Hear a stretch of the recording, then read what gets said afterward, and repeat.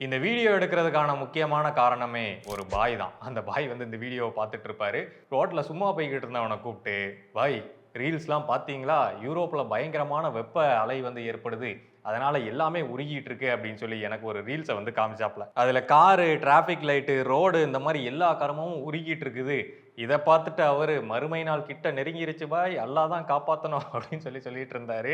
அப்ப அவர கூப்பிட்டு, "பாய் நீங்க பார்க்குற எல்லாமே வந்து உண்மை கிடையாது. இது WhatsAppல வந்து எல்லா குரூப்லயும் ஷேர் பண்ணி விட்டுட்டு இருக்காங்க. ஆனா அதுல எல்லா வீடியோவும் வந்து உண்மையான வீடியோ கிடையாது. ஐரோப்பிய நாடுகள்ல வெப்ப அலை அதிகமாகிறது, அதனால ஏற்படக்கூடிய பிரச்சனைகள் என்னமோ உண்மைதான். ஆனா அதுக்காக இந்த மாதிரியான டுபாக்கூர் ரீல்ஸை நிறைய பேர் ஃபார்வர்ட் பண்ணி நிறைய பேர் ஃபார்வர்ட் பண்றத கூட விட்டுறலாம். இந்த நியூஸ் சேனல்ஸ், தமிழ்நாட்டோட நியூஸ் சேனல்ஸ் வந்து ரொம்ப ரொம்ப ஒஸ்ட். என்ன நியூஸ், அது உண்மையா பொய்யா அப்படின்றதெல்லாம் பார்க்காம அப்படியே சோஷியல் மீடியாவில் என்ன இருக்கோ அதை எடுத்து கீழே 4 டைட்டில போட்டு இந்த மாதிரி ஐரோப்பாவில் டிராஃபிக் லைட்லாம் உருகுது அப்படின்ற மாதிரி பரப்ப வேண்டியது. ஸோ இந்த வீடியோவில் இந்த மானங்கட்ட ரீல்ஸையும் மானங்கட்ட நியூஸ் சேனல்ஸையும் தான் போட்டு அடிக்க போகிறோம். அண்ட் அது கூடவே யூரோப்பில் ஆக்சுவலாக என்ன நடக்குது, என்னென்ன பிரச்சனைகள் ஏற்படுது அப்படின்றதையும் டீட்டெயிலாக பார்க்கலாம். முதல் விஷயம், பிரான்ஸ் நாட்டில் மக்கள் வந்து ஏர் கண்டிஷனருக்காக அடிச்சுக்கிறாங்க. வெப்ப அலை அதிகமாகிறது காரணமாக மக்கள் பொறுக்க முடியாமல் ஏர் கண்டிஷனர் மாட்டணும் அப்படின்னு சொல்லிட்டு பயங்கரமாக இந்த மாதிரி கடைகளில் போய் ஏர் கண்டிஷனரை வாங்குறாங்க. அங்கே அந்த ஸ்டாக்கு பற்றாக்குறையின் காரணமாக சண்டைகள் வருது. ஒரு கடையையே மொத்தமாக சூறையாடிட்டு போகிறாங்க ஏர் கண்டிஷனருக்காக. இது வந்து முழுசாக உண்மை கிடையாது. இதில் பாதி உண்மை பாதி பொய் இருக்குது. அதுக்கு காரணம் என்னென்னா, வெப்ப அலை அதிகமாகிறது, அதனால் மக்கள் அவதிப்படுறது, இது எல்லாமே உண்மைதான். ஆனால் ஏர் கண்டிஷனர் பற்றாக்குறையின் காரணமாக அங்கே கடைகளில் போய் அடிச்சுக்கிறாங்களா அப்படின்னு சொல்லி கேட்டிங்கன்னா கிடையாது. இதை புரிஞ்சுக்கிறதுக்கு நம்ம ஒரு டிமார்ட் கதையை வந்து எடுத்துக்கலாம். திடீர்னு ஒரு ஆஃபர் வந்து போடுவாங்க, இல்லை கடை திறக்கும் போது எல்லாத்தோட விலையும் கம்மியாக போடுவாங்க அப்படின்றதுனால மக்கள் அதிகமாக கூட்டமாக போய் அந்த டீல்ஸில் ஆஃபர்ஸில் பொருட்களை வாங்கணும்னு நினைக்கும் போது இந்த மாதிரி ஒரு தள்ளுமுள்ளு, கூட்ட நெரிசல், இந்த மாதிரி பிரச்சனைகள் ஏற்படும். ஸோ இங்கேயும் அதே மாதிரி தான். பிரான்ஸ் நாட்டில் இருக்கக்கூடிய லிடில் அப்படின்னு சொல்லக்கூடிய ஒரு ஸ்டோரில் இந்த போர்ட்டபிள் ஏர் கண்டிஷனரை வந்து 179 யூரோஸ்க்கு கொடுக்கறதா வந்து ப்ரொமோஷன் பண்ணுறாங்க. அந்த சேல் ஆரம்பிக்கக்கூடிய அந்த வியாழக்கிழமை அன்னைக்கு மக்கள் வந்து கடை முன்னாடி கூடுறாங்க. கடை துறக்க நேரமாகுது. அதுக்கப்புறமா கடையை திறக்கும் போது மக்கள் அதிகப்படியாக முந்தி அடிச்சுட்டு அந்த ஆஃபரில் இருக்கக்கூடிய போர்ட்டபிள் ஏர் கண்டிஷனரை வாங்கணும் அப்படின்றதுக்காக போகிறாங்க. ஆனால் இவ்வளவு அதிகமான கஸ்டமர்ஸை அந்த கடைக்காரங்களும் எதிர்பார்க்கல, அது லோக்கல் போலீஸ் டிபார்ட்மெண்ட்டுக்கும் வந்து தெரியாது அப்படின்றதுனால அங்கே ஒரு தள்ளுமுள்ளு ஏற்படுது.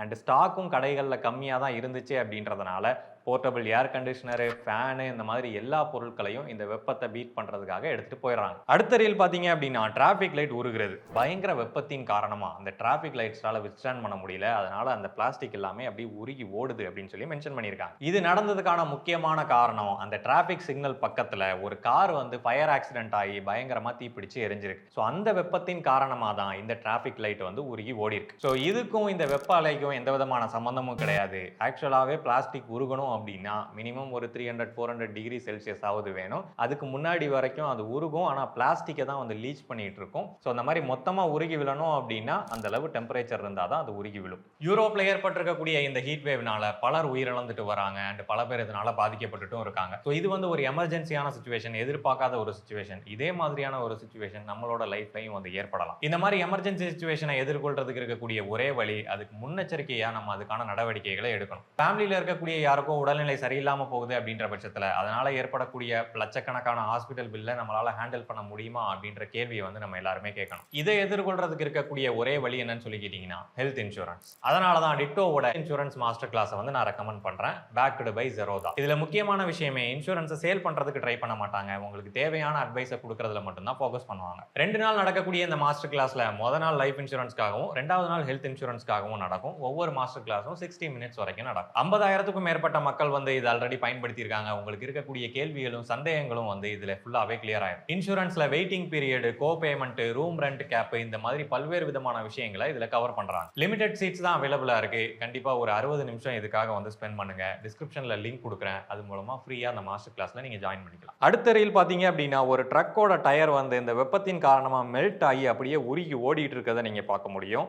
ஆனால் ஆக்சுவலாக அங்கே வந்து டயர் மெல்ட் ஆகவே இல்லை. அப்போ இது என்னது அப்படின்னு சொல்லி கேட்டிங்கன்னா, புதுசாக போட்ட ஒரு ரோடில் கன்ஸ்ட்ரக்ஷன் நடந்துகிட்டு இருக்கும் போதே இந்த லாரி அந்த வழியாக வந்ததுனால அந்த லாரியோட டயரில் அந்த ரோடோட பார்ட்டிகல்ஸ், அதாவது அந்த தாறு, அந்த மாதிரியான விஷயங்கள் எல்லாம் ஒட்டிட்டு அப்படியே அந்த பசை மாதிரி அது சுற்றிட்டு வருது. ஸோ இது டயர் உருகவே இல்லை. டயர் உருகணும்னா மினிமம் 300-400 டிகிரி செல்சியஸ் ஆகுது வேணும், அப்போ தான் வந்து உருகும். அதிகபட்சமாக அந்த ரோடோட டெம்பரேச்சர் வந்து 60 டிகிரி செல்சியஸ் வரைக்கும் தான் போகும் அப்படின்றதுனால ஸோ டயர் உருகிறதுக்கான வாய்ப்பே கிடையாது. அடுத்த ரீல் வந்து பார்த்தீங்க அப்படின்னா, ஒரு கார் வந்து புல்ல உண்டாயிருச்சு. அதாவது அதோட ஃப்ரண்ட் ஹுட் வந்து அப்படியே வெப்பத்தின் காரணமா அப்படியே பொங்கிருச்சு. ஸோ இது வந்து யூரோப்ல ஏற்படக்கூடிய வெப்ப அலையின் காரணமா தான் அப்படின்னு சொல்லி போட்டிருக்காங்க. ஆனா இதுவும் வந்து அங்க நடந்தது கிடையாது. அண்ணாந்துறையில உள்பாவாட காணாம போன கூட என்ன வந்து புடிச்சுக்கிறாங்க. இது வந்து பின்னாடியே வந்து பார்த்தீங்கன்னா, கடைகள் எல்லாமே சைனீஸ்ல எழுதியிருக்காங்க. ஸோ இது வந்து சைனால நடந்த ஒரு விஷயம். ஆனா இது வந்து ஹீட்னால தான் ஏற்பட்டிருக்கு. ஆனா காரோட போனட்லாம் வந்து அப்படியே பொங்கி வெளியில வரல. அதுல வந்து அந்த வினைல் பிபிஎஃப்ஓ இல்ல வினைல் ஸ்டிக்கரிங்கோ வந்து பண்ணியிருக்காங்க. அந்த ஸ்டிக்கரோட குவாலிட்டி வந்து அந்த லட்சணத்துல இருக்கிறதுனால, அது ரொம்ப நேரம் வெயில்ல நின்னுட்டு இருக்கிறதுனால, உள்ள அப்படியே அந்த உள்ள இருக்கக்கூடிய அந்த க்ளூ எல்லாமே வந்து கொஞ்சம் கொஞ்சமா ஆவியாக ஆரம்பிச்சு அது அந்த பபுள் மாதிரி உருவாகி நிக்குது. இந்த ரீல்ல பாத்தீங்க அப்படின்னா வாழைப்பழம் அப்படியே தன்னால உறிஞ்சு கீழே விழுது. இதுக்கு காரணமும் வெப்ப அலை தான் அப்படின்ற மாதிரி குறிப்பிட்டிருக்காங்க. இது வந்து யூரோப்ல நடந்ததே கிடையாது. இதுவும் வந்து சைனால நடந்தது தான். இந்த பழம் தன்னால உறிஞ்சி விழுறதுக்கு பல காரணங்கள் இருக்கலாம். அது நல்லா பழுத்து போய் நல்ல அந்த கனிந்த நிலைமையில இருந்துச்சு அப்படின்னா, அது அப்படியே உறிஞ்சி கீழ விழும். இல்ல அது சின்னதா கார்னர்ல ஓரமா பிஞ்சு போச்சு அப்படின்னாலும் கூட அது உறிஞ்சி கீழ விழுகும். ஸோ அந்த மாதிரி பல்வேறு விதமான காரணங்கள் இருக்கலாம். இதுக்கும் இந்த வெப்ப அலைக்கும் எந்த விதமான சம்பந்தமும் கிடையாது. அப்புறமா ஒரு பிளாஸ்டிக் குப்பை தொட்டி அப்படியே உருகி கீழ கிடக்குது. இதுக்கு காரணமும் வெப்ப அலை கிடையாது. பக்கத்துல ஏதோ ஒரு ஃபயர் ஆக்சிடென்ட் நடந்திருக்கு. இல்ல யாரோ வந்து பர்பசிவா அதுல உள்ள ஃபயரை போட்டிருந்தாங்க அப்படின்ற பட்சத்தில் தான் இந்த மாதிரி நடக்கும். அண்ட் இந்த பிளாஸ்டிக் உருகிறதுக்கும் 300-400 டிகிரி செல்சியஸ் வந்து வெப்பம் தேவை. தார் ரோட்ல தண்ணி ஊத்துறாங்க, அப்படியே பயங்கர வெப்பத்தின் காரணமா அந்த தண்ணி வந்து அப்படியே பயங்கரமா கொதிக்கிறத பார்க்க முடியும். ஸோ இந்த அளவுக்கு வந்து ஐரோப்பாவில் வெப்பம் வந்து தாக்குது அப்படின்ற மாதிரி சொல்லியிருப்பாங்க. ஆனால் அங்கே தண்ணி கொதிக்கலாம் இல்லை. அந்த ரோட்டோட கற்களுக்கு இடையில சின்ன சின்ன துளைகள் இருக்கிறத நீங்கள் பார்க்க முடியும். ஸோ இதில் தண்ணி ஊற்றும் போது என்ன ஆகுது அப்படின்னு சொல்லி கேட்டிங்கன்னா, அந்த துளைகளுக்குள்ள அந்த தண்ணி வந்து அப்படியே இறங்குது. அந்த துளைகளுக்கு உள்ள இருக்கக்கூடிய காற்று வந்து இந்த தண்ணி மூலமா வெளியில போகிறதுனால அது அந்த முட்டையா வெளியில கொடுக்குது. சூப்பர் மார்க்கெட்ல பாத்தீங்க அப்படின்னா சாக்லேட் எல்லாமே உருகி அப்படியே தொங்குது. இதுக்கு காரணம் வந்து இந்த வெப்ப அலை தான் அப்படின்னு சொல்லி போட்டிருக்காங்க. என்னடா டென்ஷன் பண்ற?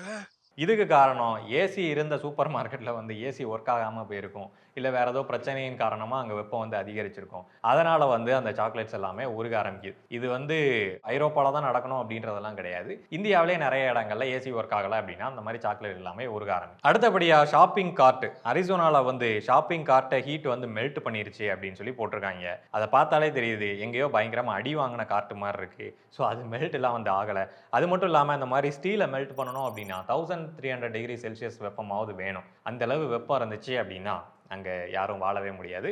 ஸோ அதனால் இதுவும் வந்து ஒரு டுபாக்கூர் ரீல் தான். ஸோ அந்த மாதிரி பல்வேறு விதமான டுபாக்கூர் ரீல்ஸு நம்ம பந்தி டிவி, பாலிகார்பனேட் டிவி, அப்புறமா பின்னாடி மரக்கட்டை, இந்த மாதிரி பல்வேறு சேனல்கள்லையும் நியூஸ் மீடியாக்கள்லையும் வந்து பிரபலப்படுத்தப்படுது. அது எல்லாமே வந்து உண்மை கிடையாது. அவங்க கொடுக்குற இன்ஃபர்மேஷனும் வந்து சரியாக இருக்கிறது இல்லை. சரி, அப்போ சோஷியல் மீடியா மூலமாவது நல்ல இன்ஃபர்மேஷன் கிடைக்குதா அப்படின்னு சொல்லி கேட்டிங்கன்னா அதுவும் கிடையாது. இந்த வாட்ஸ்அப், இன்ஸ்டாகிராம் மூலமாக பெரும்பாலும் அதிகமாக பகிரப்படக்கூடியது வந்து இந்த மாதிரியான டுபாக்கூர் ரீல்ஸ் தான். ஸோ அதனால் மக்கள் இந்த மாதிரியான விஷயங்கள்ல இருந்து ஜாக்கிரதையாக இருக்கும். இப்போ நிஜமாவே யூரோப்ல என்ன நடக்குது அப்படின்றத டீட்டெயிலாக பார்த்துடலாம். இந்த ஐரோப்பா அப்படின்னு சொல்லக்கூடியது ஒரு கண்டம். இதில் பல்வேறு நாடுகள் வந்து உள்ளுக்க இருக்கும். இதில் நிஜமாவே வெப்பநிலை அதிகரிச்சிருக்கா அப்படின்னு சொல்லி கேட்டிங்கன்னா ஆமாம். எந்த அளவு அப்படின்னு சொல்லி கேட்டிங்கன்னா ஒரு 35 டிகிரி செல்சியஸ்ல இருந்து 45-46 டிகிரி செல்சியஸ் வரைக்கும் அதிகமாக பதிவாயிருக்கு. இந்த வெப்பநிலை அந்த அளவு மோசமானதா அப்படின்னு சொல்லி கேட்டிங்கன்னா அவங்களுக்கு அந்த அளவு மோசமானது. இப்போ இந்தியா மாதிரியான கண்ட்ரிலாம் வந்து இந்த வெப்பநிலையை அடிக்கடி சந்திச்சுட்டு தான் வரோம். நமக்கு வெயில் காலங்களில் எந்த அளவு மோசமாக இருக்கும் அப்படின்றது தெரியும்.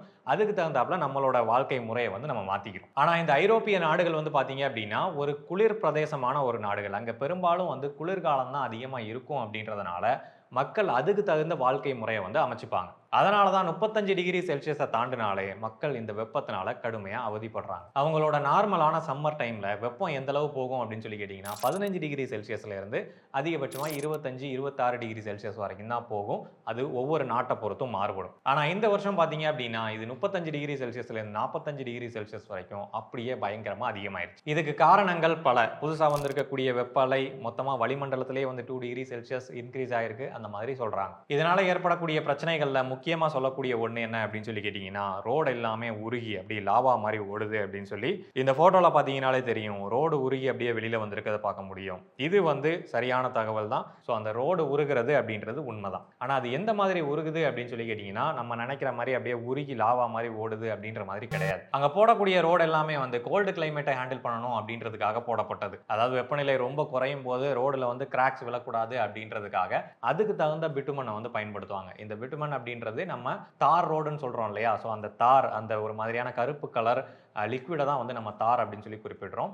ஸோ அந்த கருப்பு கலர் லிக்விட் தான் வந்து ஒவ்வொரு இடங்களுக்கு தகுந்த மாதிரியும் ஒவ்வொரு நாடுகளுக்கு தகுந்த மாதிரியும் அது வந்து மாறுபடும். அதோட கிரேடு வந்து மாறுபடும். இந்தியாவில் பயன்படுத்தக்கூடிய பிட்மன் வந்து பார்த்தீங்க அப்படின்னா விஸ்காசிட்டி கிரேடு VG30 VG40 மாதிரியான அதிக டெம்பரேச்சர்லையும் உருகாத மாதிரியான தார் கிரேடை வந்து பயன்படுத்துவாங்க. ஆனால் இங்கே பயன்படுத்தக்கூடியது அதை விட கம்மியான கிரேடு. கம்மியான கிரேடுனா அது அந்த கோல்டு டெம்பரேச்சர்ஸ்க்கு உகந்த மாதிரியான கிரேடை வந்து பயன்படுத்துவாங்க. அப்போ அந்த கிரேடு பிட்மனுக்கு வெப்பநிலை ஒரு 60 டிகிரி செல்சியஸை தாண்டும் போதே அது கொஞ்சம் கொஞ்சமாக வந்து அதோட தன்மையை இழக்க ஆரம்பிக்கும். இதை வந்து நம்ம மெல்ட் ஆகுது அப்படின்னு சொல்லி குறிப்பிட முடியாது. அது அதோட தன்மையை இழந்து அந்த பிசுபிசுப்பு தன்மை மாதிரி ஆகுது அப்படின்னு சொல்லலாம். என்னதான் அட்மாஸ்பியர்ல 40 டிகிரி செல்சியஸ் இருந்தாலும் அந்த வெயில் தொடர்ந்து அந்த ரோடு மேலே பட்டுக்கிட்டே இருக்கும் அப்படின்றதுனால அந்த ரோடு அந்த வெப்பத்தை வந்து கொஞ்சம் கொஞ்சமாக அப்சர்வ் பண்ணி அந்த 40 டிகிரி செல்சியஸை ரோடு மேலே 60 டிகிரி செல்சியஸ்க்கு மேலே மாற்றும். அப்படி மாற்றும் போது தான் இந்த மாதிரி பிட்டுமன்ஸ் வந்து கசிய ஆரம்பிக்குது. இது அதிகப்படியாக கசிஞ்சது எங்கே அப்படின்னு சொல்லி கேட்டிங்கன்னா ட்ராம் ட்ராக்ஸ் அப்படின்னு சொல்லி சொல்லுவாங்க இல்லையா, அதாவது ரோடுகளுக்கு நடுவுலையே வந்து ஒரு ரயில் வண்டி மாதிரி ஒன்று போகும். அதோட வெயிட் வந்து பார்த்தீங்க அப்படின்னா ஹெவியாக இருக்கும் அப்படின்றதுனால அது அந்த ட்ராக்ஸில் போகும்போது அதோட வெயிட் காரணமாக ஆட்டோமேட்டிக்காக ரோடு அமுங்க ஆரம்பிக்குது. அப்படி அமுங்கிறதுனால அந்த சைட் லீக்ஸ் வழியாக இந்த பிட்டுமன் கொஞ்சம் கொஞ்சமாக வெளியில் வருது. அண்ட் எல்லா ரோட்ஸுமே வந்து இந்த மாதிரி கசியலை. ரொம்ப அதிகமாக டெம்பரேச்சர் ரைஸ் ஆகக்கூடிய ஒரு சில இடங்கள்ல மட்டும்தான் இந்த பிரச்சனைகள் ஏற்படுது. அடுத்த விஷயம் ஏசி. இந்த மாதிரி வெப்ப சூழ்நிலைகளில் அவங்க உயிர் வாழணும் அப்படின்னா அதுக்கு ஏசி வந்து ரொம்பவே முக்கியமான ஒன்று. அதுக்கு முக்கியமான காரணம் அந்த ஊரில் இருக்கக்கூடிய அந்த வீடுகளும் சரி இல்லை கட்டடங்களும் குளிர்காலங்களில் சர்வைவ் ஆகணும் அப்படின்றதுக்காக கட்டப்பட்டது. அது மட்டும் இல்லாமல் அந்த செவரை சுற்றி ஹீட் பைப்ஸ் வந்து போகும், கீழே பாய்லர்ஸ் வச்சுருப்பாங்க. ஸோ அது மூலமாக வெப்பம் வந்து இந்த செவறுகள் ஃபுல்லாக வந்து பரவுற மாதிரி செட் பண்ணியிருப்பாங்க. அந்த அளவுக்கு இன்சுலேட்டடாக இருக்குது அப்படின்றதுனால அந்த மாதிரி வெப்பம் அதிகரிக்கும் போது ப்ராப்பரான வென்டிலேஷன் வந்து அந்த பில்டிங் கிடைக்காது. ஸோ பகல் நேரத்தை விட இரவு நேரத்தில் வந்து வெப்பம் ரொம்பவே அதிகமாக இருக்கும். ஏன்னா பகல் நேரம் ஃபுல்லாக உருவான அந்த வெப்பத்தை வந்து அந்த ரூம் வெளியவே விடாது, பிடிச்சி வச்சிருக்கோம் அப்படின்றதுனால இரவு நேரத்தில் வெப்பம் வந்து இன்னும் அதிகமாக இன்க்ரீஸ் ஆகும். இதை ஓவர் கம் பண்ணுறதுக்கு கண்டிப்பாக அவங்களுக்கு ஏசி வந்து தேவை. ஆனால் இந்த ஏசியை இன்ஸ்டால் பண்ணுறதோ வாங்குறதோ இல்லை அதுக்காக இபி பில் கட்டுறதோ வந்து அந்த நாடுகளில் அவ்வளோ ஈஸி கிடையாது. இப்போ இந்தியாவில் ஏசி வாங்குறோம் அப்படின்னா சிம்பிளாக இண்டோர் அவுட்டோர் யூனிட் இருக்கும். இண்டோர் யூனிட்டை உள்ளேயும் அவுட்டோர் யூனிட்டை வெளியிலையும் நம்மளால ஃபிக்ஸ் பண்ணிட முடியும். ஆனால் அங்கே இருக்கக்கூடிய ஒரு சில பில்டிங் வந்து பாரம்பரியமான பில்டிங் அப்படின்றதுனால ஸோ அதில் நம்ம எதுவும் மாடிஃபிகேஷன் பண்ணணும் அப்படின்னா அதுக்காக அப்ரூவல் வாங்கணும் இல்லை பெர்மிட் வாங்கணும். அது மட்டும் இல்லாமல் அவுட்டோர் யூனிட்டை மாட்டணும் அப்படின்னா ஒரு செவர் இருக்கும், அதுக்கு பின்னாடி நமக்கு வந்து ஓப்பன் ஸ்பேஸாக இருக்கும். அப்படின்றதுனால ஏசியை மாட்டுவோம், அதுக்கு பின்னாடி எங்கேயோ ஒரு இடத்துல எடுத்துகிட்டு போய் நம்ம அவுட்டோர் யூனிட்டை மாட்டிடுவோம். ஆனால் அங்கே வந்து சில ரெகுலேஷன்ஸ் இருக்குது. இப்போ ஏசியோட அவுட்டோர் யூனிட்டே வைக்கிறோம் அப்படின்னா அது குறிப்பிட்ட இடங்களில் தான் வைக்கணும் அப்படின்ற மாதிரி இருக்கும். அப்போ அங்கேருந்து காப்பர் பைப்பை ரன் பண்ணிட்டு போயிட்டு நம்மளோட அப்பார்ட்மெண்ட்டில் இருக்கிற ரூமுக்குள்ளே கொண்டு வரணும் அப்படின்னா அதுக்கு அதிகப்படியான செலவாகும். ஸோ ஏசியோட விலை, அதுக்காக ஆகக்கூடிய copper pipe, insulation and EB bill இதெல்லாம் கனெக்ட் பண்ணி பார்க்கும்போது அங்கே ஒரு காரையே நம்ம வாங்கிடலாம். அந்த அளவுக்கு அது எக்ஸ்பென்சிவாக இருக்கும். ஸோ எல்லா நடுத்தர மக்களாலையும் அந்த மாதிரி ப்ராப்பரான ஒரு ஏசியை வந்து இன்ஸ்டால் பண்ண முடியாது. அதுக்காக தான் போர்ட்டபிள் ஏசி, டவர் ஃபேனு இல்லை அந்த பெடஸ்டல் ஃபேனு இந்த மாதிரி விஷயங்களுக்காக மக்கள் அடிச்சுக்கிறாங்க. இதுக்கு முன்னாடி இதே மாதிரியான வெப்ப அலை வந்து 2003 ஏற்பட்டுச்சு. அதில் பலவிதமான மக்கள் பாதிக்கப்பட்டாங்க அண்ட் பலர் இறந்தும் போனாங்க. ஸோ ஒரு குளிர் பிரதேசத்தில் வெப்பம் அதிகமாகுது அப்படின்ற பட்சத்தில் இந்த பிரச்சனைகள் அப்படின்றது ரொம்ப கடுமையாக இருக்கும். அதனால் அந்த நாட்டு மக்கள் வந்து ஒரு கொடுமையான சுற்றுச்சூழலை வந்து எதிர்கொள்கிற மாதிரி இருக்கும். எப்படி நம்மளால் பயங்கர குளிரை வந்து ஃபேஸ் பண்ண முடியாதோ அதே மாதிரி இப்போ அந்த நாட்டு மக்களால் இந்த பயங்கர வெப்பத்தை வந்து ஃபேஸ் பண்ண முடியல. அது மட்டும் இல்லாமல் பயாலஜிக்கலாகவும் சரி அவங்களோட உடம்பு வந்து அந்த குளிர் பிரதேசத்துக்கு ஏற்ற மாதிரி பழகி இருக்கும். அப்படின்றதுனால இந்த மாதிரி அதிகப்படியான வெப்பத்தில் அவங்களோட உடம்பும் வந்து அதுக்கு ஒத்துழைக்காது. அதனால் ஹீட் ஸ்ட்ரெஸ்ஸு இல்லை ஹார்ட் அட்டாக்கு இந்த மாதிரி பிரச்சனைகள் ஏற்படுறதும் வந்து அதிகமாக அங்கே நடக்கும். அண்ட் இதை தவிர்க்கிறதுக்காக அங்கங்கே கூல் சென்டர்ஸை வந்து உருவாக்குறாங்க. அதாவது இப்போ ஒரு பில்டிங்கில் ஏசி இருக்குது, சென்ட்ரலைஸ்டாக போட்டிருக்காங்க அப்படின்ற பட்சத்தில் மக்கள் வந்து அங்கே வந்து தங்கிக்கிடலாம், அங்கே வந்து அதை கூல் சென்டராக வந்து யூஸ் பண்ணிக்கலாம், இல்லை வெளியில் போகும்போது வரும்போது அங்கே வந்து அவங்க ரெஸ்ட் எடுத்துக்கலாம். அந்த மாதிரியான சென்டர்ஸை வந்து உருவாக்குறாங்க. அண்ட் பொது வழியில் ட்ரக்ஸை வச்சு தண்ணியை வந்து ஸ்ப்ரே பண்ணுறாங்க. அப்படின்றப்போ அந்த என்விரான்மெண்ட் வந்து ஓரளவுக்கு கூல் ஆகும் அப்படின்ற மாதிரி விஷயங்களையும் பண்றாங்க. இதெல்லாம் கேட்கறதுக்கு நமக்கு புதுசா இருக்கலாம், நம்மளும் இங்க வெயில்ல காஞ்சிக்கிட்டு தான் இருக்கும். அந்த மாதிரி நமக்கும் கூல் சென்டர்ஸ் அங்கங்க போட்டா நல்லா இருக்குமே அப்படின்ற மாதிரி யோசிக்க தோணும். பட் நம்ம வந்து இதுக்கு பழகிட்டோம், அவங்க வந்து அதுக்கு பழகலை அப்படின்றதுனால அவங்களுக்கு அதெல்லாம் தேவை. ஸோ இந்த ஐரோப்பிய மக்களுக்கு பருவநிலை மாற்றம், அதனால ஏற்படக்கூடிய பாதிப்புகள், இந்த வெப்ப அலையினால ஏற்படக்கூடிய பாதிப்புகள் இது எல்லாமே வந்து உண்மைதான். அதை அவங்க எதிர்கொண்டுட்டும் இருக்காங்க. ஆனால் அதை இந்த மாதிரி ஓவர் எக்ஸாஜரேட் பண்ணி பேசுறது, அதனால டிராஃபிக் லைட் உருகுது, அது உருகுது, இது உருகுது அப்படின்ற மாதிரி தேவையில்லாத ரீல்ஸை பரப்புறது வந்து இன்னுமே வந்து மக்கள் மனதில் அச்சத்தை உண்டாகும். இந்த வாட்ஸ்அப்பில் வரக்கூடியது ரீல்ஸ் எல்லாம் ஷேர் பண்ணுறீங்க இல்லையா, இதை நிறைய பேருக்கு ஷேர் பண்ணி விடுங்க. அண்ட் முன்னாடியே சொன்ன மாதிரி டிஸ்கிரிப்ஷனில் டிட்டோவோட மாஸ்டர் கிளாஸ்க்கான லிங்க் கொடுத்துருக்கேன். அதில் ஜாயின் பண்ணி உங்கள் ஃபேமிலிக்கான சரியான இன்சூரன்ஸை சூஸ் பண்ணுங்கள். இவ்வளோதான் இந்த வீடியோ உங்களுக்கு பிடிச்சிருக்கும், புரிஞ்சிருக்கும் அப்படின்னு சொல்லி நம்புகிறேன். இன்ஜினியரிங் ஃபேக்ட் சேனலுக்கு சப்ஸ்கிரைப் பண்ணுங்கள். நன்றி.